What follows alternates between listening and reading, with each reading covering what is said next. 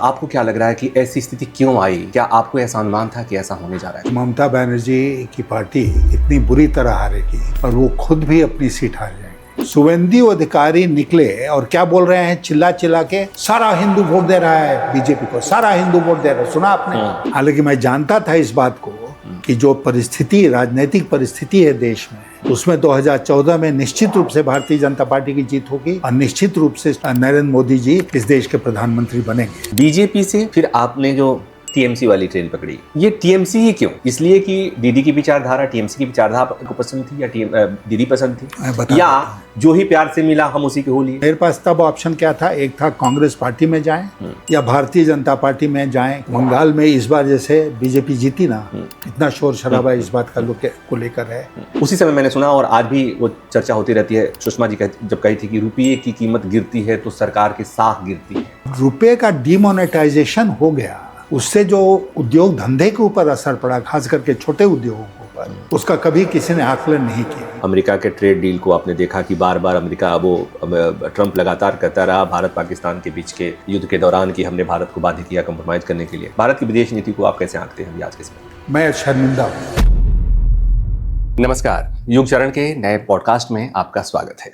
आज हमारे साथ जो मेहमान हैं, करीब 70 साल के आसपास हो गया उनका सार्वजनिक जीवन में, और परिचय एक नहीं कई परिचय हैं। प्रोफेसर, अध्ययन अध्यापन में थे, ब्यूरोक्रेट थे, डिप्लोमेट रहे, राजनेता रहे, और एक ऐसे व्यक्ति जो कभी उन्होंने कोशिश नहीं किया पॉलिटिकली करेक्ट होने का, क्योंकि जब पॉलिटिकली करेक्ट होने की आप कोशिश करते हैं तो तथ्य छुप जाते हैं। और ज्यादा भूमिका बनाऊं उससे पहले परिचय बोल देता हूं, नाम बता देता हूं। पूर्व वित्त मंत्री यशवंत सिन्हा जी, स्वागत है सर। नमस्कार। मैंने कहा 70 साल के करीब सार्वजनिक जीवन, शुरुआत आज की पृष्ठभूमि से, आज के हालात हैं वहां से करते हैं। अभी चुनाव के नतीजे आए और चूंकि आप बीजेपी से टीएमसी गए थे, पश्चिम बंगाल में टीएमसी की जो हालत है आपने जो देखा, आपको क्या लग रहा है कि ऐसी स्थिति क्यों आई? क्या आपको ऐसा अनुमान था कि ऐसा होने जा रहा है कुछ? नहीं, मुझे स्वीकार करना पड़ेगा कि मुझे कतई इस बात का अनुमान नहीं था कि ममता बनर्जी की पार्टी इतनी बुरी तरह हारेगी और वो खुद भी अपनी सीट हार जाएंगे। ये कतई हमने इसकी उम्मीद नहीं करी थी, और उसका कारण, कई कारण थे, लेकिन मुख्य रूप से मैं 2-3 कारण बताता हूँ। पिछली बार भारतीय जनता पार्टी और ममता बनर्जी की पार्टी टीएमसी में, आप जानते हैं कि वोटों का अंतर 10% था। ममता बनर्जी 48% पर थी और बीजेपी 38% पर थी। दूसरी बात कि ममता बनर्जी ने बूथ लेवल तक अपने संगठन का विस्तार किया था, जैसे बीजेपी करती है। तीसरी बात कि उसमें कोई पिछले सालों में ऐसी कोई बात नहीं आई थी देखने में जिससे ये आदमी इस बात का एहसास होता कि भाई बहुत अनपॉपुलर हो गई हैं, इतनी अनपॉपुलर हो गई है कि अपनी कॉन्स्टिट्यूएंसी में भी हार जाएंगी और पार्टी इतनी बुरी तरह हारेगी। तो इस बात की कतई संभावना नहीं दिख रही थी दूर दूर तक। ये दिख रहा था कि कॉन्टेस्ट होगा और कॉन्टेस्ट में कम ही मार्जिन से, लेकिन ममता बनर्जी की पार्टी फिर वापस सत्ता में लौटेगी। अब नतीजे आने के बाद बहुत सारे विशेषज्ञ हैं, एक्सपर्ट हैं, जो कारण ढूंढने लगते हैं। आज के अखबार भरे पड़े हैं उन कारणों से, मैं उसमें नहीं जाऊंगा। मुझे लगता है कि हार हुई है, टीएमसी को इसके कारणों में जाना चाहिए, और अगर कारण चुनाव आयोग की गतिविधियां हैं तो उसमें डिटेल में जाना चाहिए। जैसे उन्होंने, पता नहीं, लोग कहते हैं 27 लाख वोट्स नाम काट दिए वोटर लिस्ट से। कितने कटे, किस किस क्षेत्र में कटे, कितने, क्या मार्जिन रहा डिफीट का इस बार टीएमसी कैंडिडेट का, जितने नाम कटे थे वो उनकी संख्या क्या थी, ये रिसर्च होना चाहिए। इस पर पत्रकार नहीं करेंगे, माफ कीजिएगा, पत्रकार तो प्रवाह के साथ बह रहे हैं, लेकिन टीएमसी को ये काम करना चाहिए और जो तथ्य हैं उनको लाना चाहिए देश के सामने कि एसआईआर का क्या असर पड़ा है ममता बनर्जी के पश्चिम बंगाल के चुनाव के ऊपर, नंबर 1। नंबर 2, ये अब जग जाहिर है कि 2.5 लाख सेंट्रल फोर्सेस वहां पर भेजी गई थी। जब लोग बोल रहे हैं कि पूरे देश में जब लोकसभा का चुनाव होता है तो लगभग 3 लाख सेंट्रल फोर्सेस डिप्लॉय होती हैं, तो 2.5 लाख वहां पर क्या मार्शल लॉ लगा हुआ था, क्या लगा हुआ था? और तीसरी बहुत महत्वपूर्ण बात मैं आपसे कहना चाहता हूं, हमारे संविधान में एक राज्य में, प्रदेश में कितने प्रकार का शासन का प्रावधान है? एक तो यह है कि पॉपुलर शासन, चुनी हुई सरकार वहां पर शासन करे। दूसरा है राष्ट्रपति शासन। ये नया जो प्रयोग हो रहा है आजकल, चुनाव आयोग का शासन, इसकी कहाँ मान्यता है संविधान में कि जब चुनाव आयोग घोषणा कर देगा और चुनाव आचार संहिता लागू हो जाएगी तो सारा शासन जो है वो उस राज्य का या देश का चुनाव आयोग के हाथ में चला जाएगा। ये शक्ति चुनाव आयोग को कहां से मिली? लेकिन ये व्यवस्था तो आ रही है पहले से ही। नहीं, इतनी कभी नहीं थी। मैं उदाहरण एक आपको देता हूं। मैं उस समय ब्यूरोक्रेसी में था और मैं बिहार के मुख्यमंत्री का प्रधान सचिव था। चुनाव की घोषणा हुई, शायद 79-80 की चुनाव की घोषणा हुई। मुख्यमंत्री कौन थे? रामसुंदर दास जी। तो चुनाव की घोषणा हुई तो इस राज्य सरकार ने चीफ सेक्रेटरी और डीजी पुलिस दोनों का तबादला कर दिया। तो चुनाव आयोग उस समय जो भी था उसकी तरफ से एक स्टिंकर आया, बड़ा खतरनाक पत्र आया कि आपने कैसे कर दिया, चुनाव की घोषणा हो गई, आचार संहिता लगी हुई है, अधिकार आपको नहीं है। हम लोगों ने एडवोकेट जनरल को बुलाया, पहले भी कंसल्ट किया था और उनसे कहा कि इसका आप ड्राफ्ट करो एक बढ़िया सा उत्तर। उन्होंने एक बढ़िया उत्तर ड्राफ्ट किया, सारा लीगल पोजीशन उसमें एक्सप्लेन किया और उस चिट्ठी को हम लोगों ने भेजा और चुनाव आयोग खामोश हो गया। उसके बाद इशू क्या था? इशू ये था कि चुनाव कौन कराता है? चुनाव कराता है district election officer. District election officer कौन होता है? डिस्ट्रिक्ट मैजिस्ट्रेट होता है। हाँ। उसके नीचे जो मातहत हैं, एसडीओ हैं, असेंबली इलेक्शन में एसडीओ जो होते हैं, सब डिविजनल ऑफिसर, वो रिटर्निंग ऑफिसर होते हैं। लेकिन पूरी व्यवस्था की निगरानी करना डिस्ट्रिक्ट इलेक्शन ऑफिसर या डिस्ट्रिक्ट मैजिस्ट्रेट का काम। तो डिस्ट्रिक्ट मैजिस्ट्रेट के ऊपर इलेक्शन कमीशन अपना जो भी नियंत्रण रखना है वो रखे। लेकिन chief secretary, DG police, home secretary, बाकी पुलिस के पदाधिकारी हैं, फलना ठेकना दुनिया भर का तंत्र जो है उसके ऊपर इलेक्शन कमीशन का कंट्रोल कैसे आ जाता है? कहाँ है लिखा हुआ? तो लेकिन यही बात जो आप ये बात कह रहे हैं, ईवीएम की बात होती है या चुनाव आयोग के मनमानेपन की बात होती है, इस टेक्निकल बात पर ऑपोजिशन का कोई नेता नहीं बोल रहा है। ना पिछले चुनाव में बोला था, ना इस बार बोल रहा था। आप बोल रहे हैं, कोई इस एंगल पर, इस पहले पे तो कोई बात ही नहीं करता। नहीं, हम बोल रहे हैं इसलिए कि मुझे चुनाव कराने का भी अनुभव है और चुनाव लड़ने का भी अनुभव है। मेरे जैसे बहुत कम लोग हैं इस मुल्क में जिन्होंने चुनाव कराया भी है एज डिस्ट्रिक्ट मैजिस्ट्रेट और लड़ा भी है चुनाव कई बार। तो मुझे ये सारी प्रक्रिया जो है उसकी जानकारी है। अब चुनाव का ऑब्जर्वर, एक उदाहरण मैं आपको देता हूँ। कोई सिंघम चले गए थे यूपी से, बड़ा नाम कमाया उन्होंने बंगाल, अजयपाल शर्मा जी, खड़े होके वहां जो टीएमसी का कैंडिडेट था नाम लेकर उसको धमकाए उन्होंने। कोई कार्रवाई हुई नहीं। ऑब्जर्वर का रोल क्या होता है? ऑब्जर्वर जो है उसका रोल एसपी का रोल नहीं होता है। जो वहां पर सुपरिंटेंडेंट ऑफ पुलिस है उसकी भूमिका है। ये ऑब्जर्वर जो जाता है वो इलेक्शन कमीशन को रिपोर्ट करेगा, ऑब्जर्व करता है। हाँ। तो उसने पूरा ऐसे ले लिया, टेक ओवर कर लिया जैसे एसपी की कोई भूमिका ही नहीं है। ओपनली धमका रहा है चुनाव आयोग को, ऑपोजिशन कैंडिडेट को। दूसरी बात कि हम जैसे चुनाव लड़ रहे हैं, अब हमको अगर कोई शिकायत करनी है डीएम के ऊपर तो मैं ऑब्जर्वर को फोन करूंगा या जाकर उनसे मिलूंगा कि देखिए ये ऐसे ऐसे हो रहा है, डीएम को हमने फोन किया या एसडीओ को फोन किया, वहां से हमको राहत नहीं मिली, आप इसको देखिए। ये भूमिका होती है ऑब्जर्वर की। लेकिन वहां पर तो ऑब्जर्वर जो है वो डिस्ट्रिक्ट मैजिस्ट्रेट का काम कर रहा है, पुलिस सुपरिटेंडेंट का काम कर रहा है। ये कहाँ लिखा हुआ है? हाँ, एक बात मैं आपसे और कह रहा था, आपको चुनाव का दिन याद है? चुनाव का दिन पहले जो बातें हुई वो छोड़ दीजिए। चुनाव के दिन ये सज्जन जो हैं, जो ममता के खिलाफ लड़े थे, क्या नाम है उनका? शुभेंदु अधिकारी। शुभेंदु अधिकारी। शुभेंदु अधिकारी निकले और क्या बोल रहे हैं चिल्ला चिल्ला के, सारा हिंदू वोट दे रहा है बीजेपी को, सारा हिंदू वोट दे रहा है। सुना आपने? ये बात सुनी ना? इलेक्शन कमीशन ने नोटिस लिया इसका।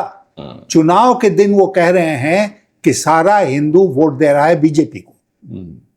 ये स्ट्रिक्टली प्रोहिबिटेड है कि आप जात और धर्म के नाम पर वोट नहीं मांग सकते हैं। चुनाव आयोग ने कोई कार्रवाई की तो चुनाव आयोग इज सिवियरली कॉम्प्रोमाइज्ड। जानबूझ के ये महाशय जो वहां बैठे हैं, मुख्य चुनाव आयुक्त, इनको लाया गया कि ये बैठ के वहां पर सारी धांधली दूसरे दलों का के खिलाफ करने देंगे बीजेपी को, और बीजेपी की जो धांधली है उसको नजरअंदाज कर। अब आपने कहा कि आपने चुनाव लड़ा भी है, चुनाव लड़वाया भी है डिस्ट्रिक्ट मजिस्ट्रेट के तौर पे। हम वहीं आते हैं, शुरुआत करते हैं। आपने 25 साल 25 साल आपने ब्यूरोक्रेसी में बिताए, डिप्लोमेट रहे।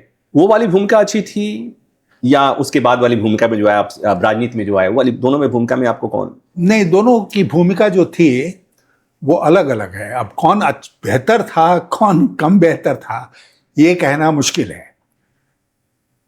मैं एक उदाहरण आपको देता हूं। ब्यूरोक्रेसी में स्तर बने हुए हैं, लेवल्स है ना। हम अगर डिस्ट्रिक्ट मजिस्ट्रेट हैं तो हमारे अंडर बहुत सारे पदाधिकारी हैं, एसडीओज हैं। एसडीओ हैं तो उसके अंदर भी बहुत सारे पदाधिकारी हैं, और जो आपके मातहत पदाधिकारी हैं वो आपके आदेश का पालन करेंगे। अगर आपके आदेश का पालन नहीं करेंगे तो उनके लिए मुश्किल खड़ी होगी, ठीक है ना। डिसिप्लिनरी एक्शन, अनुशासनिक कार्रवाई हो सकती है, ये सब होता है। जब आप राजनीति के क्षेत्र में आते हैं तो आपका कोई मातहत नहीं होता है। ये व्यवस्था बदल गई, ये दूसरी बात है, लेकिन कोई मातहत नहीं होता है। आपके सब जो हैं समकक्ष होते हैं, कॉलीग्स होते हैं, मित्र होते हैं। और आप जब एक ब्यूरोक्रेट के नाते अपने मातहत को आदेश देते हैं तो ये उम्मीद करते हैं कि आदेश का पालन होगा। आप यहाँ पर आदेश नहीं देते हैं, आप यहाँ पर गुजारिश करते हैं, रिक्वेस्ट करते हैं, और हो सकता है कि पालन नहीं हो, इसका आदेश का पालन नहीं हो, आप कुछ नहीं कर सकते हैं। आप पार्टी कार्यकर्ता, बहुत एक्सट्रीम केस होगा तभी ना उसके खिलाफ कोई कार्रवाई करेंगे। लेकिन तो आपने कहा कि अभी स्थिति बदल गई है। अब स्थिति तो बदल ही गई है। अब पूरी तरह से बदल गई है, क्योंकि अब तो वो जो आंतरिक प्रजातंत्र हुआ करता था दलों में और भारतीय जनता पार्टी में भी, वो कहाँ है? किसी पार्टी में नहीं दिखता अब तो। नहीं, किसी पार्टी में तो पहले कुछ पार्टियां थी, बेसिकली कांग्रेस पार्टी, उसमें तो खत्म ही हो गया था। लेकिन भारतीय जनता पार्टी में मुझे याद है कि हम लोग इस बात को के ऊपर गर्व करते थे कि हमारे यहाँ आंतरिक प्रजातंत्र है, और मैं व्यक्तिगत रूप से कई उदाहरण इसके दे सकता हूँ। लेकिन आज नहीं है, खत्म हो गया। भारतीय जनता पार्टी के अध्यक्ष, एक नए अध्यक्ष आ गए हैं, कैसे चुने गए? वो जो अध्यक्ष महोदय हैं वो कैसे चुने गए? आज तक नेशनल काउंसिल, जो राष्ट्रीय परिषद है, उसकी बैठक नहीं हुई, राष्ट्रीय कार्य समिति की बैठक नहीं हुई। पहले ये होता था कि भाई चलिए फैसला हो गया तो उस फैसले को आप ले जाएंगे राष्ट्रीय, पहले कार्य समिति में, और कार्य समिति के बाद आप ले जाएंगे राष्ट्रीय परिषद में, जहाँ से पूरे प्रदेशों से भारी संख्या में प्रतिनिधि आते थे, वहां पर उसका एंडोर्समेंट होता था। अब कहाँ हो रहा है ये सब? इतने सफल अधिकारी रहे आप, सफल ब्यूरोक्रेट रहे, सफल डिप्लोमेट रहे, सियासत में आने का आपने जो फैसला किया, ऐसा क्या दिखा इसमें कि हम चलते हैं, अब यहाँ से हो गया बहुत, अब चलते हैं सियासत करने? अब आपने एक बहुत पुराने दुखते रग को छेड़ा है। मैंने 24.5 साल 25 साल ब्यूरोक्रेसी में व्यतीत किया। अच्छे बहुत सारे अनुभव थे, बहुत सारे उतने अच्छे अनुभव नहीं थे, और जो अच्छे अनुभव नहीं थे उसमें मैंने महसूस किया कि मैं लाचार हूँ। मेरे साथ अगर मान लीजिए कि कुछ व्यवहार हुआ जो नहीं होना चाहिए था, जो गलत था, तो मैं प्रोटेस्ट नहीं कर सकता हूँ उसके खिलाफ। ब्यूरोक्रेसी में रहते हुए। वो ब्यूरोक्रेसी में आप जाके बोलिए अपने ऊपर वाले पदाधिकारी को ध्यान देंगे नहीं देंगे। आप अगर विक्टिमाइज हो रहे हैं तो आपके पास कोई चारा नहीं है एक्सेप्ट कि उसको आप बर्दाश्त कर लीजिए। मैंने महसूस किया कि मैं अपने को इस कमजोर पोजीशन में मैंने क्यों रखा हुआ है? तनख्वाह के लिए रखा हुआ है? नहीं। पावर और रॉब के लिए रखा हुआ है? नहीं।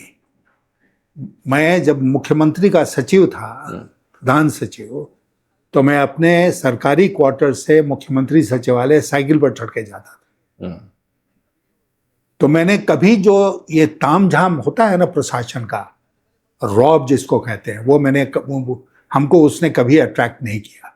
तो इसलिए ऐसा नहीं हुआ कि मेरे जीवन में ऐसा भारी परिवर्तन हो जाए कि मैं बर्दाश्त नहीं कर पाऊंगा उसको। तो एक समय आया जब मैंने तय किया कि मैं इस तरह के मातहत पोजीशन में नहीं रहूंगा, मुझे बराबरी की पोजीशन में रहना चाहिए। और इसलिए चूंकि ये हमको ब्यूरोक्रेसी में नहीं मिलेगा, तो इसलिए चलो कहीं और देखा। उसमें दूसरा रास्ता जो था वो था राजनीति का, पब्लिक सर्विस का। तो मैंने उस रास्ते को चुना। और आज के दिन मैं आपसे कहना चाहूँगा कि मुझे अच्छा लगा कि मैंने वो फैसला किया। कभी मैंने उसके ऊपर अफसोस मेरे मन में नहीं हुआ कि मैं एक बना बनाया करियर छोड़कर 12 साल की नौकरी बाकी थी और फिर मैं चला गया राजनीति में। बहुत अनसर्टन था, बिकॉज हम राजनीति में गए थे 1984 में। 1984 में आपको याद होगा श्रीमती इंदिरा गांधी की हत्या हो गई थी और ऑपोजिशन के जितने बड़े बड़े नेता थे वो खुद का चुनाव भी हार गए थे। हमारे जैसे न्यू कमर्स की बात ही छोड़ दीजिए। तो चुनाव हार गए, बहुत कठिन परिस्थिति का सामना करना पड़ा। सरकारी मकान में रहते तो उसको छोड़ना पड़ा। फाइनेंशियल दिक्कत भी थी, बच्चों की पढ़ाई लिखाई का सवाल था। तो सब कुछ झेलते हुए मैंने धीरे धीरे करके अपना स्थान राजनीति में बनाया। आपने कहा कि मैं आना चाहता हूं या आपको बुलाया गया? जनता पार्टी आपने ज्वाइन किया था? नहीं, बुलाया नहीं गया। मैं आपको एक बात और बता दूं कि मैं जयप्रकाश नारायण से बहुत व्यक्तिगत तौर पर प्रभावित रहा। उनसे कई मौकों पर संपर्क भी रहा। तो हमको ये लगता था, जब मैंने तय किया 1984 में, मैं कांग्रेस पार्टी में भी जा सकता था। कांग्रेस पार्टी में कई ऐसे नेता थे जो बहुत नजदीक थे मेरे, या मैं उनके बहुत नजदीक था। तो मैं जाकर उनसे कहता तो वो कहते कि ठीक है आ जाओ, और मैं चुनाव लड़ता जैसे बहुत और लोगों ने किया और निश्चित रूप से चुनाव जीतता, फिर पार्लियामेंट में आ जाता, मिनिस्टर भी बन जाता शायद। लेकिन मैंने उस समय की जनता पार्टी चूज की इसलिए कि मुझे लगा कि जेपी की बनाई हुई पार्टी है जनता पार्टी, और हमको जेपी के लिए मेरे मन में जो श्रद्धा थी उसको देखते हुए मुझे जनता पार्टी में जाना चाहिए। तो मैं जनता पार्टी में चला गया, चुनाव लड़ा, बुरी तरह हारा। लेकिन जैसा मैंने कई बार कहा है कि हार तो गए, लेकिन मुझे एक निर्वाचन क्षेत्र लोकसभा का मिल गया, हजारीबाग, जिसको मैंने छोड़ा नहीं, मैंने पकड़ा रखा। और फिर अंततः 1998 में मैंने वहां से लोकसभा का चुनाव लड़ा और जीता। तो ये जो सफर रहा, इसमें मुझे ऐसा लगा कि मुझे बोलने की आज़ादी है, हम अपने विचारों को रख सकते हैं दूसरे लोगों के सामने, मीडिया में भी जा सकते हैं अगर मेरे बारे में कुछ गलत खबर छपे। और वो जिस स्वतंत्रता की मैं खोज कर रहा था वो मुझे राजनीति में मिली।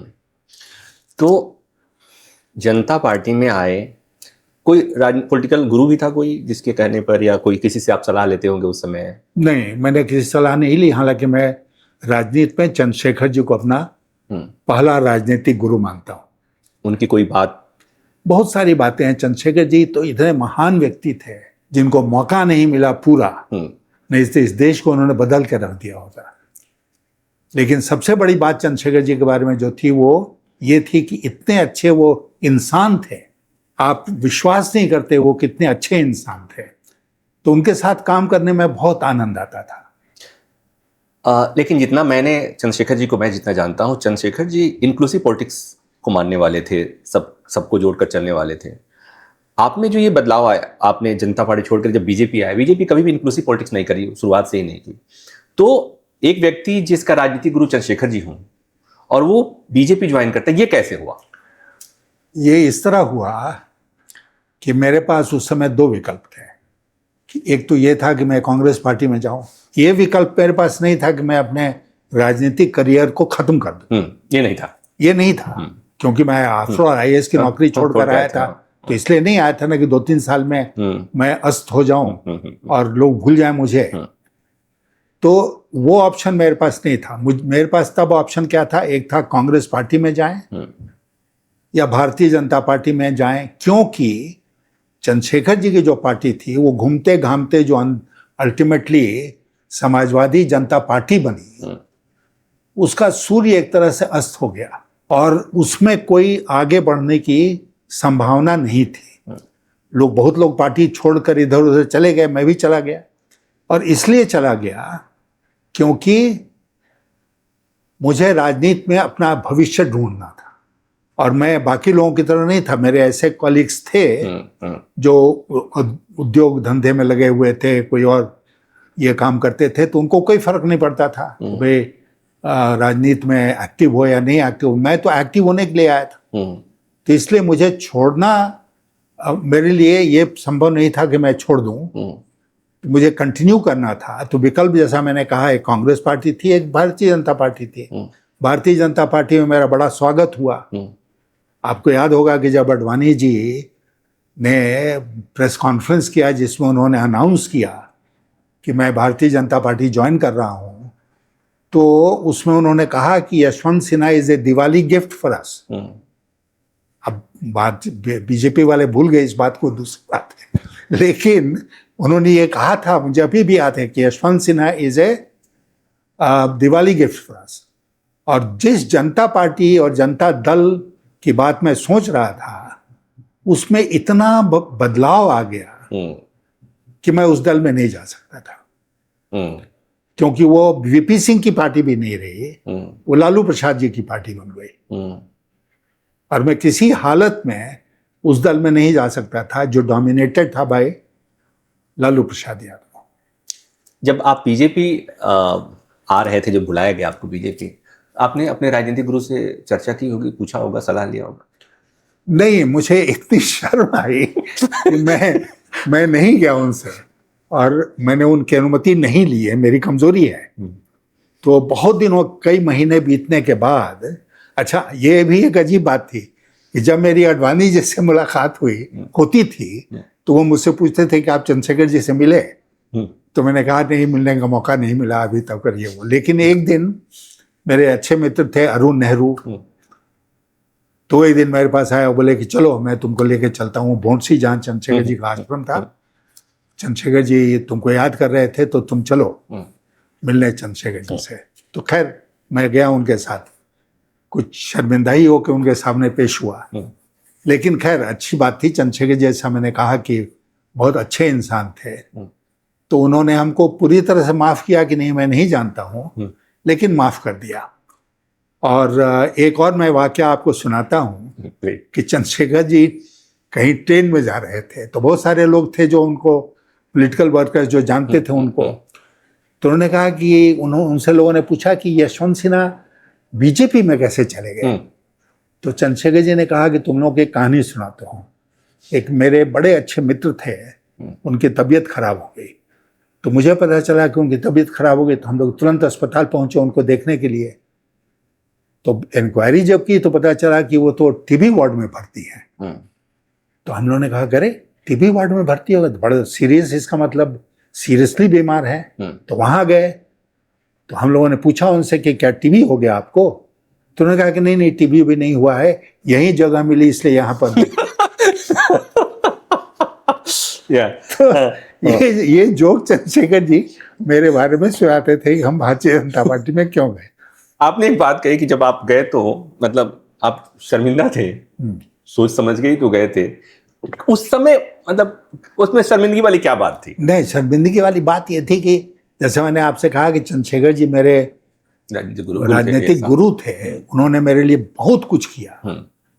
पहली बार मैं जब राज्यसभा में आया बिहार से, तो चंद्रशेखर जी की वजह से ही आया, और मेरा करियर तब टेक ऑफ किया कुछ।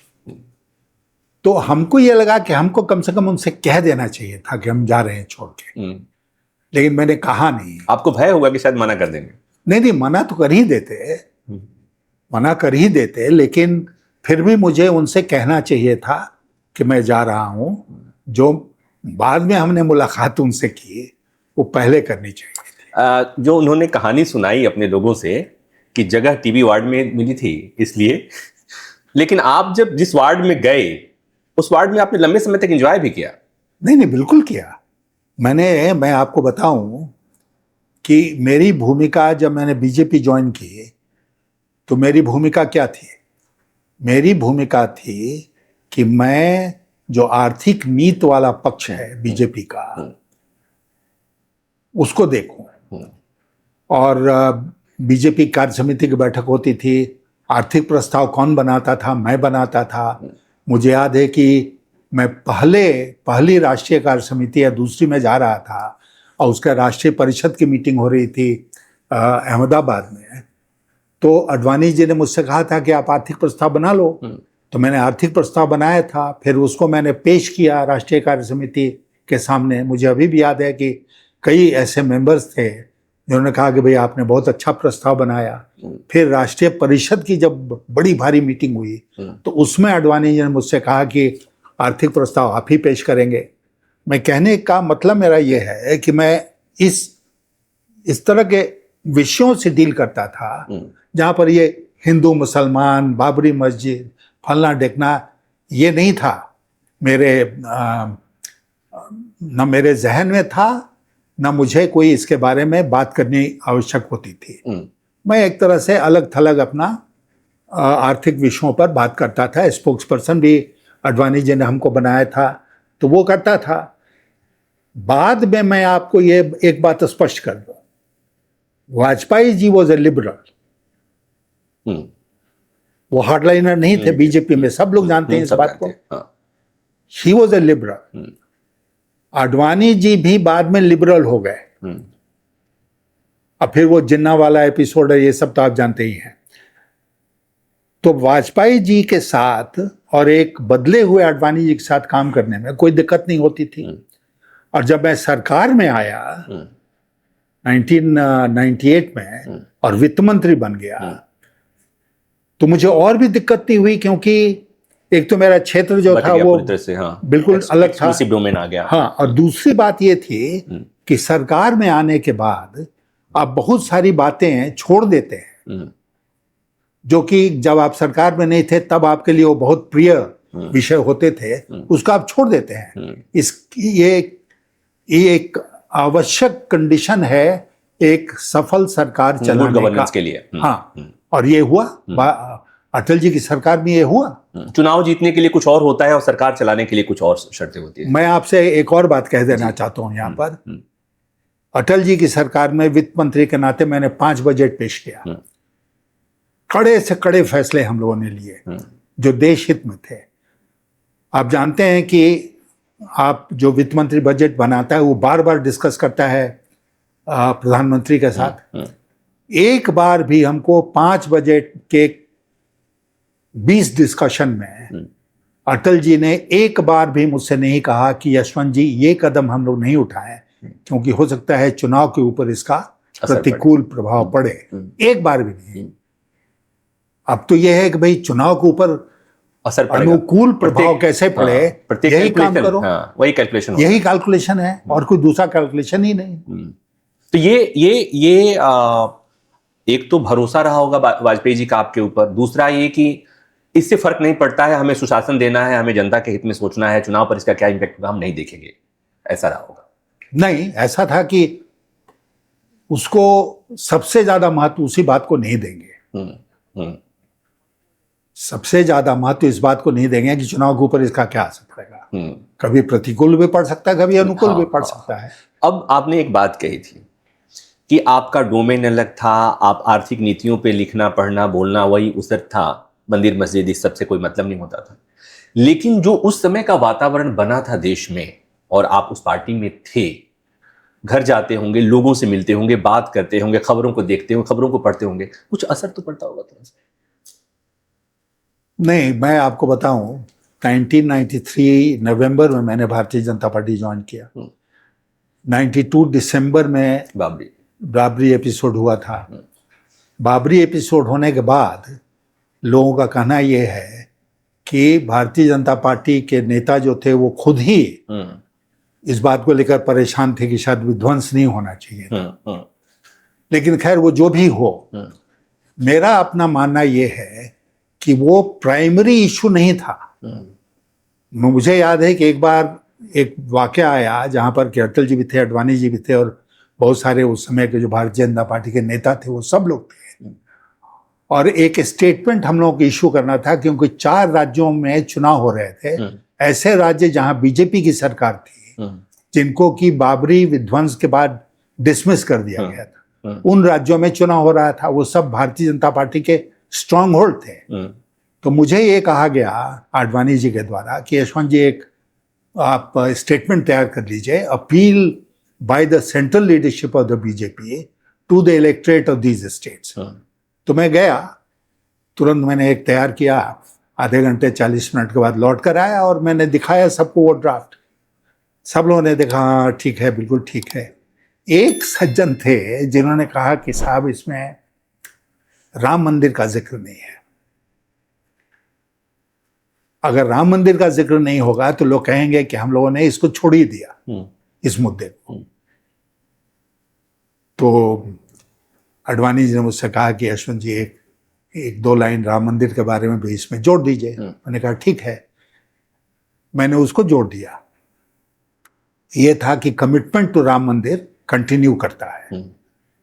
लेकिन उस समय क्या था, सोच क्या थी, ये नहीं ना था कि हम लोग जबरदस्ती बनाएंगे या कुछ करेंगे। ये था भारतीय जनता पार्टी का भी स्टैंड कि भाई कोर्ट का फैसला हो तब, या सर्वसम्मति फैसला हो जाए। तो बाबरी मस्जिद विध्वंस के बाद भारतीय जनता पार्टी की सोच में भी बहुत कुछ परिवर्तित हुआ था।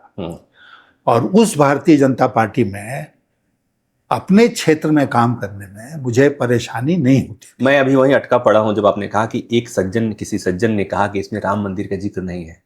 अब बताना चाहेंगे कौन था?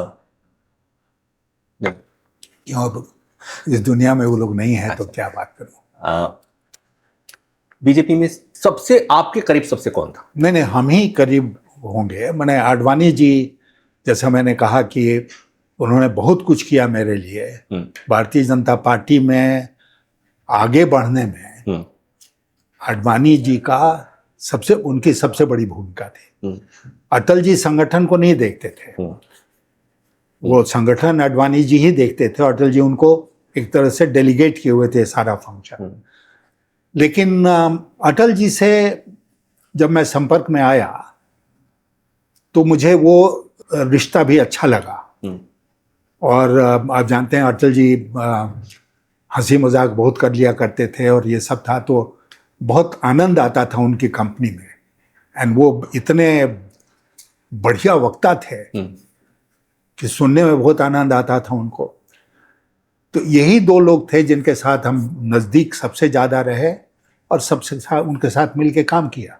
आप जब बाद के दिनों में जब पार्टी में भी आप असहज होने लगे, उस समय अटल जी थोड़े एक्टिव थे क्या उस समय? जब हम असहज होने लगे, अटल जी कुछ दिनों तक रहे, बहुत एक्टिव नहीं रहे। 2004 में चुनाव हारने के बाद बहुत एक्टिव नहीं थे, संपर्क में रहते थे। लेकिन मुझे लगता है कि 2008-9 आते आते जब उनकी तबीयत ज़्यादा खराब होने लगी, तब बहुत इंटरेस्ट उन्होंने पार्टी मामले में लेना छोड़ दिया। जितना आप अटल जी को जानते हैं, आज अटल जी आज की बीजेपी को देखते और आपसे बात करते, आपको क्या लगता है, क्या कहते हैं आपसे? वही कहते जो उन्होंने नरेंद्र मोदी को अहमदाबाद में कहा था, गांधीनगर में कहा था, राजधर्म। राजधर्म का पालन और प्रजा, ये अटल जी के शब्द हैं, प्रजा के बीच में मत आप कोई भेदभाव नहीं कर सकते। अटल जी ने स्वयं इस बात को कहा है ना कि प्रजा के बीच में आप किसी तरह का भेदभाव नहीं रखेंगे, सारी प्रजा आपकी एक जैसी है। और राजधर्म का पालन करने का मतलब सबको एक दृष्टि से देखना। तो वहीं फिर आते, आप इतने सहज थे, आपके लिए डोमेन बटा हुआ था, आप एंजॉय कर रहे थे पार्टी में पोजीशन को, ऐसी क्या चीजें हुई, ऐसा क्या बदलाव आ गया? आपने कहा जहां पहली पार्टी में गए वहां उसका सिलेबस बदल गया, उसका नया एडिशन बदल गया, वो खत्म होने लगा, फिर आपने सिलेबस नहीं बदला, वो खत्म होना, पार्टी समाप्ति की ओर चली गई। इधर जब आए तो ऐसी कौन सी बातें आपको परेशान कर लेंगे, आपने यहां से कहा कि नहीं बहुत हो गया, अब ये तो हमारे लायक नहीं? वो ऐसा हुआ कि इस पार्टी में उदय हुआ राष्ट्रीय स्तर पर श्रीमान नरेंद्र मोदी जी का 2014 के चुनाव में वो प्रधानमंत्री के दावेदार घोषित किए गए भारतीय जनता पार्टी की तरफ से। 2014 का चुनाव, लोकसभा का चुनाव मैंने नहीं लड़ा। मेरे ऊपर बहुत दबाव था भारतीय जनता पार्टी के नेताओं का कि मैं कम से कम एक बार और चुनाव लड़ लूं। लेकिन मेरे मन में कहीं ना कहीं ये बात थी कि मैं चल नहीं पाऊंगा। जो एटीट्यूड है आज की लीडरशिप का, उसके साथ बना के चलना मेरे लिए मुश्किल होगा, तो इसलिए मैं चुनाव नहीं लड़ूं। ये 2014 में ही आपको एहसास हो गया कि? हाँ, तो 14 के पहले ही। हालांकि मैं जानता था इस बात को कि जो परिस्थिति, राजनीतिक परिस्थिति है देश में, उसमें 2014 में निश्चित रूप से भारतीय जनता पार्टी की जीत होगी और निश्चित रूप से नरेंद्र मोदी जी इस देश के प्रधानमंत्री बनेंगे। लेकिन उसके बावजूद समहाउ अंदर से मुझे लगता था कि मैं चल नहीं पाऊंगा, इस लीडरशिप के साथ मेरा चलना मुश्किल होगा। तो हमने 2014 में दबाव के बावजूद भारतीय जनता पार्टी के नेतृत्व को कह दिया कि मैं 14 का चुनाव नहीं लड़ूंगा, और मैंने 14 का चुनाव नहीं लड़ा। लेकिन आप तो आए थे, जैसा आपने कहा कि मैं सियासत में आया था, पॉलिटिक्स में आया था कि मैं तो न वापस जाऊंगा न मुंह मोड़ूंगा। तो आपने जनता पार्टी ज्वाइन किया, फिर बीजेपी। तो आपने जब ये नहीं तय किया कि आपको नहीं लगा कि हमें चुनाव लड़ना? नहीं, तब तक बहुत समय बीत चुका था ना, 16 साल कर चुके थे। हाँ। उस तरफ और 14 साल इस तरफ, तो 30 साल का वक्त गुजर चुका था। और मुझे लगा कि अब मुझे आवश्यक नहीं है कि मैं अपने को इस उम्र में पार्टी के किसी उस अनुशासन में बांध कर रखूं जो मुझे पसंद नहीं है। अब एक बात और, बीजेपी से फिर आपने जो टीएमसी वाली ट्रेन पकड़ी, ये टीएमसी ही क्यों? इसलिए कि दीदी की विचारधारा, टीएमसी की विचारधारा आपको पसंद थी, या दीदी पसंद थी, या जो ही प्यार से मिला हम उसी के हो लिए? नहीं, मैं बता देता हूं आपको। ऐसा हुआ कि बंगाल में इस बार जैसे बीजेपी जीती ना, कितना शोर शराबा इस बात को लेकर है। ये शुरू से बंगाल में बीजेपी की नियत रही है, फैसला रहा है कि बंगाल जीतना है, बंगाल जीतना है, बंगाल जीतना है। बहुत इमोशनल, हाँ, बंगाल को लेकर बीजेपी बहुत इमोशनल हो गई। हाँ, तो जैसे मैंने कहा, ये कारण नहीं था। बीजेपी मैंने छोड़ दिया 2016 में। 2016 में मैं बीजेपी से अलग हो गया था, उसके नेतृत्व की कार्यशैली वगैरह लेकर। फिर उसके बाद हमको लगा कि हमको ममता बनर्जी की मदद करनी चाहिए। तो वहाँ पर जो विधानसभा के चुनाव होते थे, वहाँ आवश्यक रूप से मैं जाता था। और हालांकि मैं उस पार्टी में नहीं था, मैं चुनाव प्रचार करता था, पब्लिक मीटिंग्स करता था। फिर एक समय ऐसा आया जबकि यही चुनौती थी उस समय बंगाल के सामने, और ऐसा लगता था कि बीजेपी इस बार हो सकता है चुनाव जीत जाए। मुझे लगा कि इसका हमको विरोध करना चाहिए और ममता की पार्टी में जाकर हमको जो कुछ हम कर सकते हैं वो करना चाहिए। तो आपने टीएमसी केवल इसलिए ज्वाइन किया था कि बीजेपी का विरोध करना? हाँ, विवेक विरोध हमारा बहुत पक्का विरोध पद का था। विरोध था। हाँ, ऐसा नहीं था कि और फिर ये नहीं था कि हम डीएमके ज्वाइन कर सकते हैं या हम समाजवादी पार्टी ज्वाइन कर सकते हैं, या नहीं। हमको लगा कि ममता बनर्जी की पार्टी टीएमसी एक अच्छी पार्टी है और हम उसको ज्वाइन करेंगे तो हमको कोई व्यक्तिगत रूप से कोई दिक्कत नहीं होगी या नहीं हुई। मैं कुछ ही दिन रहा उस पार्टी में, लेकिन आप जानते हैं कि उसके बाद मैं राष्ट्रपति के चुनाव के लिए विपक्ष का उम्मीदवार था। और उस समय लोगों ने कहा कि भाई आप एक दल के उम्मीदवार नहीं हो सकते हैं, इसलिए आप पार्टी छोड़ दीजिए। तो मैंने ममता बनर्जी से बात की फोन पर, वो सहमत हुई, हमने फिर वो पार्टी छोड़ दी। और उस समय से लेकर अभी तक मैंने कोई आपने चर्चा कर दिया तो जब राष्ट्रपति के उम्मीदवार बने थे, राष्ट्रपति पद का उम्मीदवार बने थे, उसमें उस समय कोई ऐसी बात हो जो बताना चाहें आप, कुछ इंटरेस्टिंग, कुछ रोचक जो आपको याद हो उम्मीदवारी को लेकर? नहीं, उम्मीदवारी को लेकर के तो यही था कि इन लोगों ने जो ये सारी विपक्षी दल बैठे और विचार करने के बाद मेरे पास फोन आया, और फोन इस आशय का आया कि भाई आप क्या राष्ट्रपति का उम्मीदवार बनना चाहेंगे हम लोगों के लिए। तो मैंने विचार करके फिर कॉल बैक किया और मैंने कहा कि हाँ, बनूंगा उम्मीदवार। उस समय आपको, उस समय तो पता ही होगा कि उस समय एक ही कंडीशन रखी थी कुछ लोगों ने कि हम टीएमसी में हैं तो टीएमसी से हम अलग अपने को कर लें, सो दैट बिल्कुल स्वतंत्र एक उम्मीदवार के नाते हम खड़े हों। बीजेपी का विरोध आप लंबे समय से करने लगे, मतलब इसीलिए आप टीएमसी गए, टीएमसी आपने ज्वाइन किया था। एक आदमी और है जो पार्टी में है और लगातार विरोध किए जा रहा है, बीजेपी का विरोध करता है, प्रधानमंत्री का खासतौर पर विरोध करते हैं, सुब्रमण्यम स्वामी। उनसे ताल्लुकात कैसे हैं आपके? नहीं, हमारे ताल्लुकात तो बिल्कुल अच्छे रहे हैं बराबर। इधर बहुत दिनों से हम लोग संपर्क में नहीं है। बहुत कुछ कहते हैं वो सरकार के बारे में, प्रधानमंत्री के बारे में, क्या लगता है वो मतलब ऐसे ही आरोप लगाते हैं या कुछ उनके मतलब? नहीं, अब उस पर हमें कोई टिप्पणी नहीं करना चाहूँगा। नेता के तौर पे कैसे हैं सुब्रमण्यम स्वामी?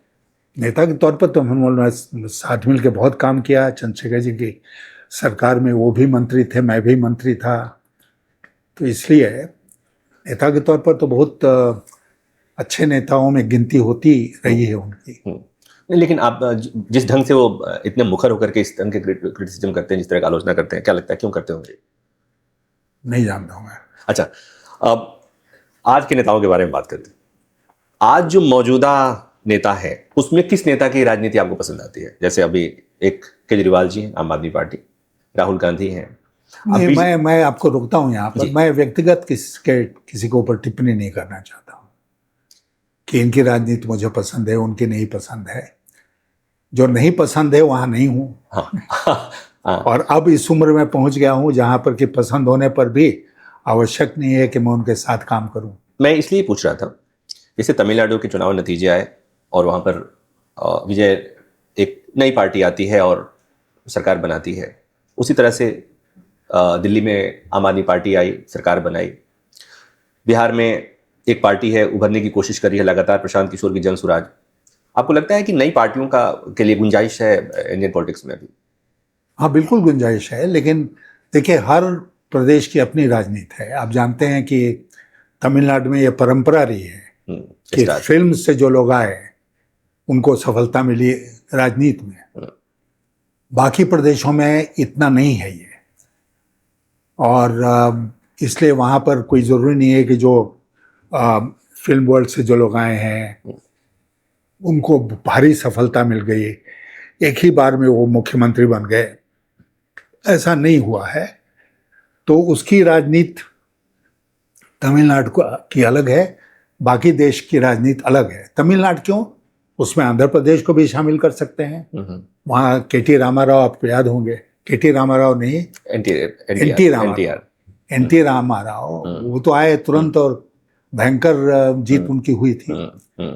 तो दक्षिण के कुछ राज्यों में ये है परंपरा कि आप फिल्म से आओगे तो आपको लोग स्वीकार करेंगे।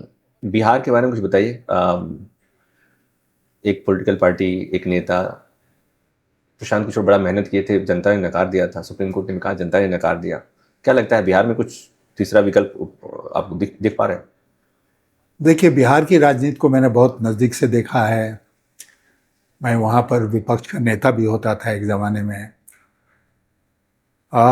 मुझे इस बात का अफसोस रहा कि प्रशांत किशोर की पार्टी जनसुराज का कोई भी उम्मीदवार जीत नहीं पाया। लेकिन मैं इतना कहूँगा कि उनको छोड़ना नहीं चाहिए। हार से हतोत्साह होकर ये रास्ता नहीं छोड़ना चाहिए, उनको कंटिन्यू करना चाहिए बिहार में। और मुझे लगता है कि आने वाले दिनों में उनको सफलता मिल सकती है। वो मैं इसलिए कह रहा हूं कि बिहार की राजनीति में एक मोड़ आया है जिसमें कि भारतीय जनता पार्टी ने अंततः वही किया जिसकी उम्मीद थी भारतीय जनता पार्टी से, यानी कि अपना मुख्यमंत्री बना दो।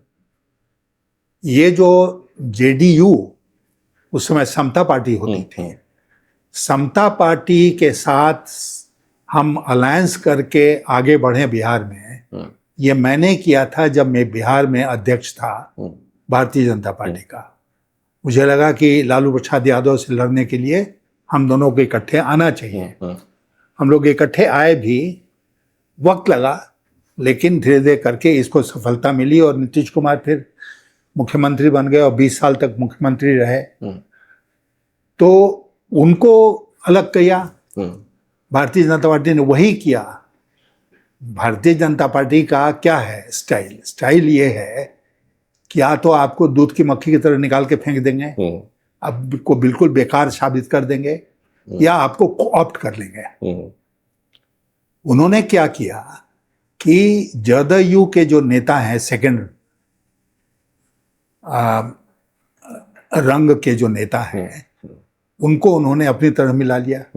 नीतीश को एक तरफ से बिल्कुल असहाय कर दिया और उसके बाद नीतीश के लिए कोई ऑप्शन नहीं बचा। उन्होंने सोचा कि चलो बाकी जिंदगी अब राज्यसभा में काट लेते हैं, तो यहाँ आ गए और मान सम्मान बहुत दिया उनको, अभी भी दे रहे हैं। उनका बेटा जो है वो नहीं सरकार में आया, वो अपनी अलग यात्रा चला रहा है। ऐसा क्यों हुआ मैं नहीं जानता हूं, लेकिन इतना जरूर है कि बीजेपी अपना चीफ मिनिस्टर चाहती थी बिहार में और उसको अपना चीफ मिनिस्टर अंततः मिल गया। तो मतलब आप देख रहे हैं जनसुराज का भविष्य बिहार में देख रहे हैं? देख रहा हूं, मैं देख रहा हूं। थोड़ा यूपी की बात करते हैं। यूपी में बसपा बहुत एक्टिव नहीं है, आप देख रहे हैं। बहन जी कभी कभी कुछ बोल देती हैं, वो भी बीजेपी के लाइन पे बोलती हैं। तो एक बच गई बीजेपी और दूसरी बच गई समाजवादी पार्टी। यूपी में कोई तीसरी शक्ति आ सकती है, या योगी जी का जो पॉलिटिक्स है अभी, वो भी जैसे मोदी जी दिल्ली में है उस तरह से योगी जी बनाए रखें? देखिए, ये सब इस पर डिपेंड करता है कि यूपी में जब चुनाव होगा तो वो निष्पक्ष चुनाव होगा कि नहीं। सबसे बड़ी बात यह है, यही इलेक्शन कमिश्नर, यही मुख्य चुनाव आयुक्त ऐसी स्टाइल का इलेक्शन होगा तो कोई नहीं जीत सकता है फिर। बल्कि ये एक ऐसा गंभीर मुद्दा है कि न केवल यूपी के संदर्भ में बल्कि पूरे देश के संदर्भ में विपक्ष को मिल बैठ के विचार करना चाहिए कि भाई हम लोगों के लिए कुछ बचा कि नहीं, कि ऐसा होगा क्या कि जहां बीजेपी जीतना चाहती है वहां आवश्यक रूप से बीजेपी जीत जाएगी। अब जैसे कि बंगाल जीतना चाहती तो वहां जीत गई, तमिलनाडु नहीं जीतना चाहती थी क्योंकि वो जानती थी कि कुछ होगा नहीं यहाँ पर, केरल में वो जानती थी कुछ नहीं होगा, तो चलो 2-3 सीट लेके संतोष कर लो। तो ये जो है ना, बीजेपी फैसला करे कि इसको हमको इस प्रदेश को जीतना है, तो सारी शक्ति उसमें लगेगी, जिसमें इलेक्शन कमीशन की भी शक्ति है, शायद सुप्रीम कोर्ट की भी शक्ति है। ये कहना कि भाई इस बार वोट नहीं देना, अगली बार वोट दे देना, ये कितना बड़ा माहौल है प्रजातंत्र का। तो इसलिए आज के दिन गंभीरता से विपक्षी दलों को बैठ के विचार करना चाहिए कि आने वाले दिनों में हम चुनाव में क्या व्यवस्था चाहते हैं, क्या उसमें चाहते हैं कि बदलाव हो जिसमें कि हम लोगों को चांस मिले, नहीं तो कोई चांस नहीं है। चुनाव के पहले कुछ दिन पहले एक मोमेंटम बना था, वोटर लिस्ट से नाम का कटना, नामों को जोड़ा जाना। राहुल गांधी कई बार प्रेस कॉन्फ्रेंस किए थे। अभी केरल में चूंकि कांग्रेस के भी को जीत मिली है। कहीं जीत मिल जाए पार्शियली, कहीं कुछ जीत जाते हैं, और तो क्या उसका भी इम्पैक्ट होगा क्या, कि या जो एग्रेशन आप पहले देख रहे थे, अपोजिशन की हम बात करते हैं तो अपोजिशन की बात करते हैं तो राहुल गांधी का नाम सीधे सीधे आ जाता है। तो आपको क्या लगता है कि वो जो हमला है, जो एक तेवर था राहुल गांधी का, वो चुनाव आयोग को लेके बना रहेगा या थोड़ा माइल्ड हो जाएंगे? नहीं, तो बना रहना चाहिए, बना हुआ है ऐसा तो लगता है, क्योंकि अभी भी उन्होंने ये बिल्कुल साफ तौर पर बयान दिया है ना कि पश्चिम बंगाल का चुनाव चुरा लिया भारतीय जनता पार्टी ने, the election has been stolen, ऐसा कहा है उन्होंने। तो ये हम जब आज के किसी भी जैसे अभी हम यूपी की बात कर रहे थे, हम जब बिहार की बात कर रहे हैं, हम जब पश्चिम बंगाल की बात कर रहे हैं, तो अब सब जगह बात जहां कर रहे हैं वहां पर हमको कांग्रेस, हम ना आप चर्चा कर रहे हैं ना मैं कर रहा हूं, कांग्रेस की हालत ऐसी नहीं, क्योंकि इन सब प्रदेशों में कांग्रेस ऑलमोस्ट नॉन एग्जिस्टेंट है। बंगाल में भी, बिहार में भी, यूपी में भी कांग्रेस का वजूद लगभग समाप्त हो चुका है। और मुझे ऐसा लगता है कि यहाँ पर जब तक कांग्रेस वहाँ के क्षेत्रीय दलों के साथ मिलकर आगे बढ़ने का प्रयास नहीं करेगी, तब तक उनके लिए बहुत मुश्किल होने वाला है। मतलब आप रिवाइवल देख रहे हैं क्या? रिवाइवल हम अभी तुरंत नहीं देख रहे हैं इन सब प्रदेशों में। और राष्ट्रीय स्तर पर रिवाइवल की? राष्ट्रीय स्तर पर जब प्रदेशों में रिवाइवल नहीं होगा तब तक कैसे होगा? देखिए, सबसे ज्यादा जो कांग्रेस और बीजेपी आमने सामने कहाँ कहाँ है? मध्य प्रदेश में, छत्तीसगढ़ में, गुजरात में, राजस्थान में, हिमाचल में, यहीं पर कांग्रेस पार्टी बची है ना, जहां बीजेपी और कांग्रेस सीधे टक्कर में। अब जहां बीजेपी और कांग्रेस सीधे टक्कर में होती है वहां कांग्रेस बुरी तरह हारती है। रिवाइवल के लिए जरूरी है कि कांग्रेस पार्टी इन सब राज्यों में अपने को मजबूत करे, अभी से लगे उसके लिए। अब हम जो आपका एक्सपर्ट एरिया है वहां बात करते हैं, इकोनॉमी। आपने दो सरकारों के साथ वित्त मंत्री, 2 सरकारों में वित्त मंत्री रहे, 2 पार्टियों की सरकारों में वित्त मंत्री रहे।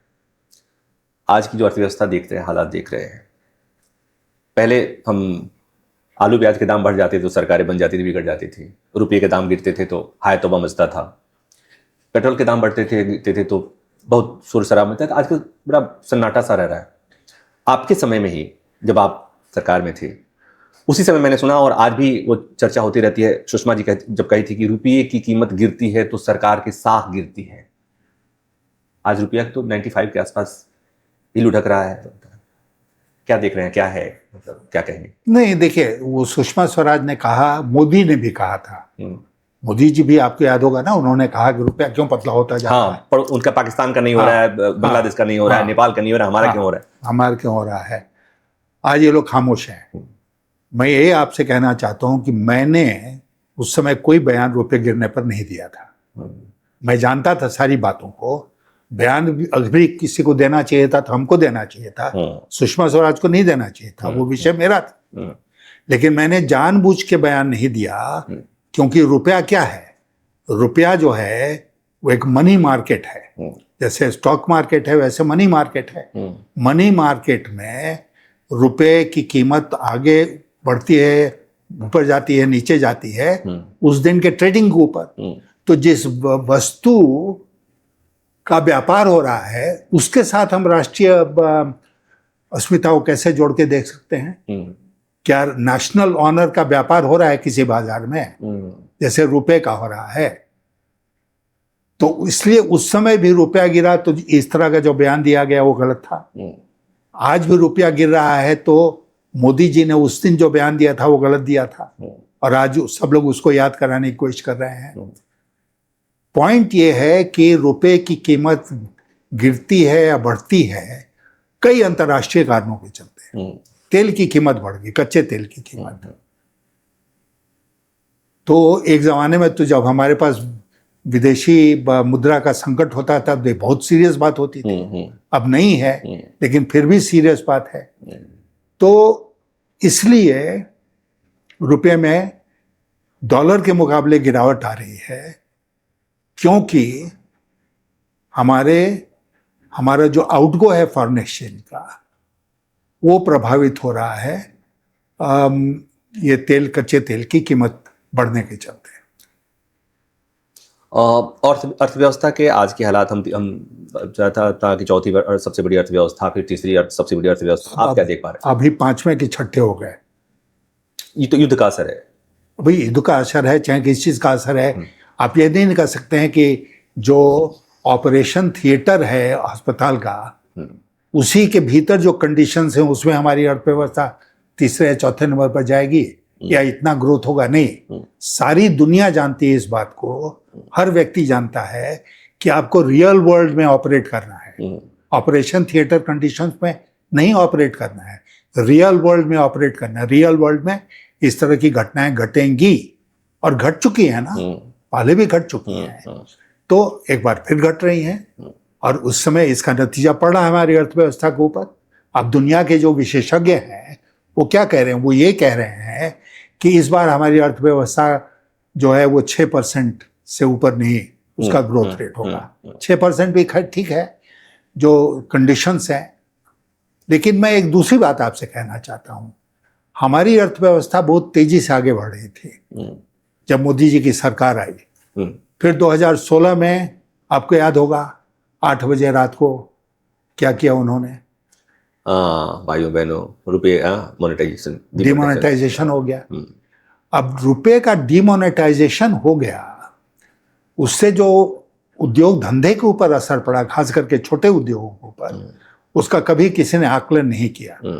इस बात का भी आकलन नहीं किया कि काले धन के ऊपर उसका क्या असर पड़ा। और मैं आज पूरी जिम्मेदारी के साथ आपके साथ इस इंटरव्यू में कह रहा हूं कि वो चाल इसलिए चली गई थी क्योंकि सारा काला धन सफेद हो जाए। देश में जितना काला धन था वो 2016 में डिमोनेटाइजेशन के बाद सफेद हो गया। क्यों? क्योंकि वो सारा काला धन तो चला गया बैंकों में। 99 पॉइंट समथिंग चला गया ना। और जो बचा था वो नेपाल में जो करेंसी थी, भूटान में जो करेंसी थी, ओमान में जो करेंसी, भारत के बाहर जो करेंसी थी, वो बच गई थी कुछ मामूली। देश में जितना धन था काला वो बैंक में चला गया। अब आपसे मैं पूछना चाहता हूं कि आपको याद पड़ता है कि डिमोनेटाइजेशन होने के बाद कोई बहुत बड़ी कार्रवाई हुई काले धन को पकड़ने के लिए और लोगों को पकड़ने के लिए? हमने केवल कार्रवाई के नाम हमने यही देखा था कि लाइन लगी थी बस। कहीं लाइन तो लगी थी, बेचारों की। बेचारों की लाइन लगी थी। बड़े जो लोग थे उनकी लाइन नहीं लगी, कोई कार्रवाई नहीं हुई ऐसा। और उन्होंने सारा काला धन बैंक में डाल दिया, किसी के ऊपर कोई कार्रवाई नहीं हुई, अर्थात सारा काला धन सफेद हो गया। तो ये मोदी जी का बड़ा भारी कंट्रीब्यूशन है इंडिया। Master stroke.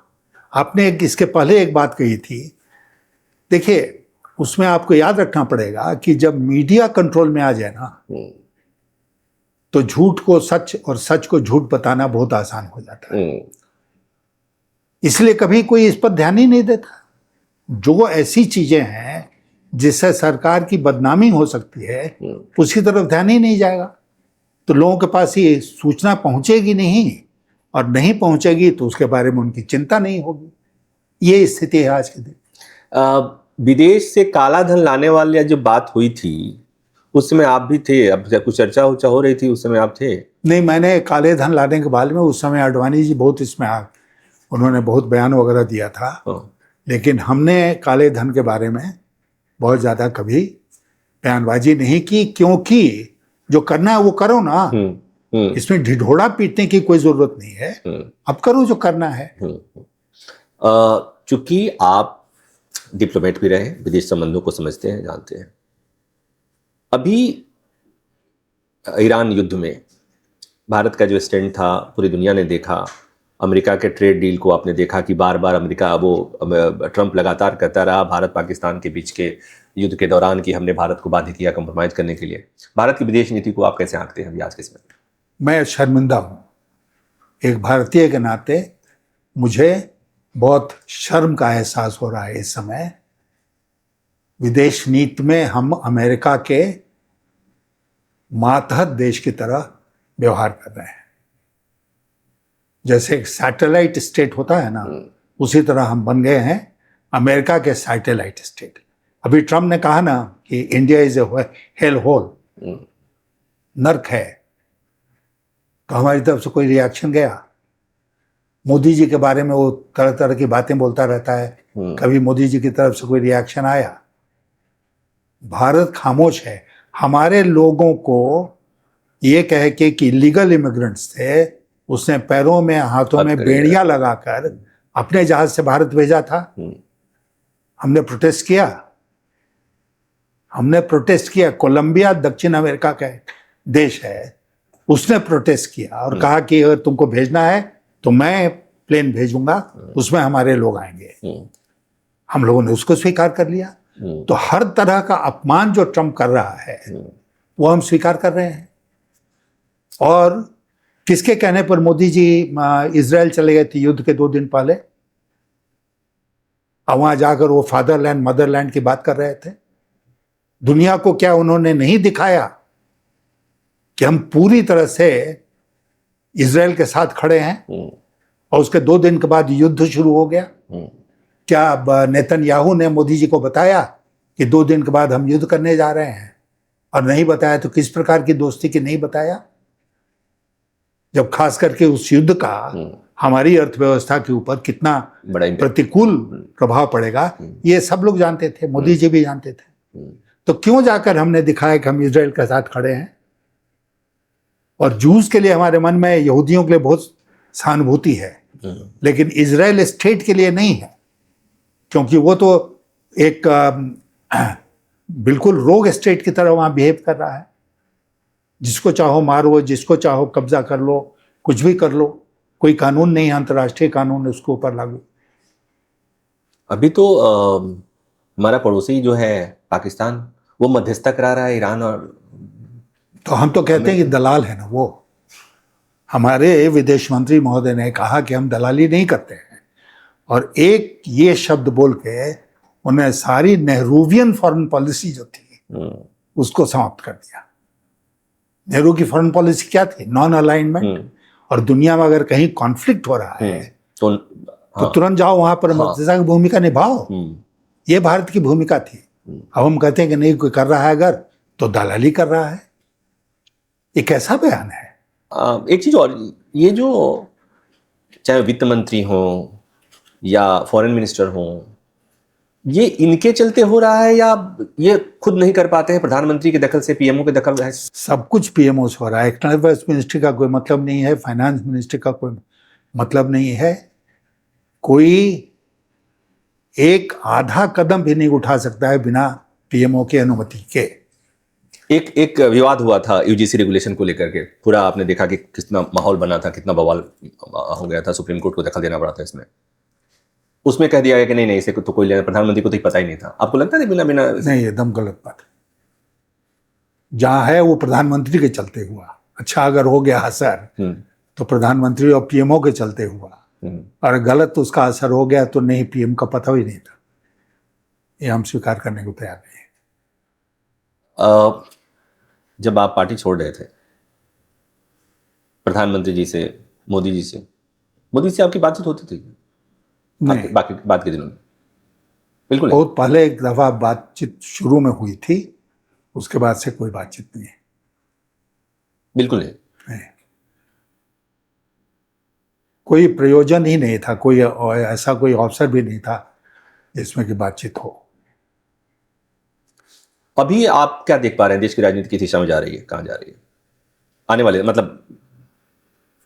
आने वाले दिनों में मैं देश की राजनीति को खड्ड में जाते हुए देख रहा हूं, और बहुत फ्रैंकली इस बात को। कोई नेता जिससे कुछ उम्मीद की जा सके? नहीं, अभी हमने कहा ना कि आपसे कि हम व्यक्तिगत टिप्पणी किसी ऊपर नहीं करना चाहते हैं, लेकिन किसी नेता के ऊपर यह नहीं निर्भर करता है। यह निर्भर करता है आंदोलन के ऊपर और देश की जनता के ऊपर।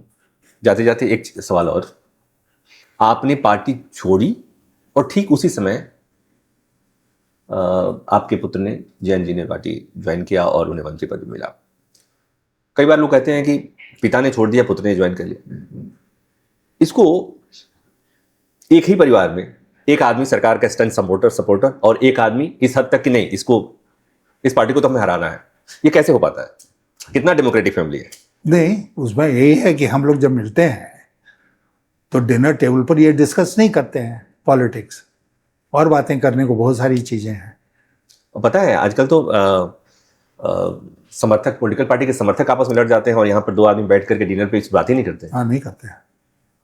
नहीं करना चाहिए ना, आम आदमी को इस पर कोई बहुत ज़्यादा लोग आपस में भिड़ जा रहे हैं। नहीं, क्यों करना चाहिए? राजनीति कोई मल्लयुद्ध नहीं है, कोई कुश्ती का अखाड़ा नहीं है। ये जो अभी आज के डेट में समाज में बड़ा डिवीजन हुआ है, कहीं जाति के आधार पर, कहीं भाषा के आधार पर, कहीं धर्म के आधार पर। दिल्ली में एक घटना घटी थी जहां पर किसी के पहचान पूछा गया, उसने बताया कि मैं बिहारी हूं, और सामने से पुलिस वाले ने गोली मार दी। तमिलनाडु में बिहार को लेकर के लोग वो करते हैं। महाराष्ट्र में आपने देखा है। इसकी वजह आप क्या मानते हैं? इसका मतलब ये नहीं हो, इसके लिए क्या किया जाना चाहिए? नहीं, बिल्कुल नहीं हो, और ये नहीं हो इसको सुनिश्चित करना सरकार का काम है, राज्य सरकारों का काम है और केंद्र सरकार का काम है। लेकिन मैं इसके साथ ये भी जोड़ दूं कि जब आप एक समाज में हिंसा की भावना, घृणा की भावना, बंटवारे की भावना पैदा करते हैं, तो फिर ये आवश्यक नहीं है कि वो सिर्फ धर्म तक ही सीमित हो जाए, वो क्षेत्र तक ही सीमित हो जाए, वो भाषा तक ही सीमित हो जाए। नहीं, वो जात तक जाएगा, और जितने भी और प्रकार के डिफरेंसेस हैं उन सबको एक्सप्लॉइट करने को लोग तैयार रहेंगे, क्योंकि यही परंपरा बन गई हमारी राजनीति की। मैं आपसे पूछना भूल गया कि अयोध्या गए थे मंदिर बनने के बाद? नहीं। बहुत सुंदर, बहुत भव्य मंदिर बना। हाँ, ठीक है, मन चंगा तो कठौती में गंगा, देखने लायक मंदिर बना। हाँ, ठीक है, बहुत तो खुशी की बात है। जाना है, मौका मिलेगा तो भगवान बुलाएंगे। तो उनकी इच्छा से। वैसे मैं बता दूं आपको जी कि मैं रोज पूजा करता हूँ। मेरा जो निवास है हजारीबाग में, वहाँ अलग से मंदिर बना हुआ, वहाँ रोज सुबह शाम पूजा होती है। मैं 5 बार कंधे पर कांवर रखकर सुल्तानगंज बिहार से बाबा धाम झारखंड पैदल गया हूँ 100 किलोमीटर, 5 साल लगातार। ये कब, किस दौर में? बहुत पहले, जब हम हमारे जवानी के दिन थे। और इसलिए कोई हिंदू धर्म वाला ये धृष्टता नहीं कहे मेरे सामने कि वो हमसे बेहतर हिंदू है। नहीं, आप तो रिफॉर्मर हैं। हाँ, तो इसलिए ये कहना कि नहीं हम तो हिंदू हैं इसलिए हम मुसलमान से घृणा करते हैं। आप तो रिफॉर्मर हैं, स्वदेशी रिफॉर्मर। हाँ, तो स्वदेशी रिफॉर्मर, आपने हमसे इतना समय निकाला, इतना आपका व्यस्त समय, और युग चरण के लिए इतना समय दिया। स्वदेशी रिफॉर्मर हम बात कर रहे थे, आपने सुना, मैं बार बार ये स्वदेशी रिफॉर्मर जो बोल रहा हूं,